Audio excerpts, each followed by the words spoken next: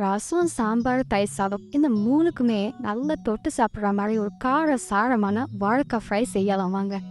வாழைக்காயை medium ஸ்லைசஸில் cut பண்ணி உப்பு தண்ணியில் போட்டு எடுத்து வைக்கணும். பவுலில் மஞ்சள் தூள், மிளகாய் தூள், மிளகுத்தூள், சீரகத்தூள், தனியாத்தூள், கரம் மசாலா தூள், உப்பு, பெருங்காயத்தூள் சேர்த்து நல்லா மிக்ஸ் பண்ணிவிட்டு நெக்ஸ்ட் இதில் கொஞ்சம் அரிசி மாவு, கடலை மாவு, ரவையை சேர்த்து நல்லா மிக்ஸ் பண்ணணும். பிளேட்டுக்கு மாற்றி ஸ்ப்ரெட் பண்ணிவிட்டு கட் பண்ண வாழைக்காவை மசாலா மேலே வச்சு 2 பக்கம் திருப்பி விட்டு நல்லா மசாலா கோட்டாக்குற மாதிரி பரப்பி விடுங்க. தவாவில் எண்ணெயை ஊற்றி நல்லா ஸ்ப்ரெட் பண்ணிவிட்டு மசாலா தொடன வாழைக்காய் பீசஸை ஒன்றா தவாவில் வச்சு ஃப்ரை பண்ணணும். தேவைப்பட்டால் மேலே கொஞ்சம் எண்ணெய் ஊற்றிக்கோங்க. ஒரு பக்கம் வெந்ததும் அடுத்த பக்கம் திருப்பி போட்டு லைட்டாக அந்த மாதிரி ஸ்பூன் வச்சு ப்ரெஸ் பண்ணிங்கன்னா நல்லா ஈவனாக குக் ஆகும். 2 பக்கம் நல்லா கிறிஸ்பியாக வெந்ததும் தவாலேருந்து எடுத்து ஒரு பிளேட்டுக்கு மாற்றி மேலே கொஞ்சம் பொரிச்சு கருவேப்பிலை சேர்த்து சர்வ் பண்ணிங்கன்னா அற்புதமாக இருக்கும்.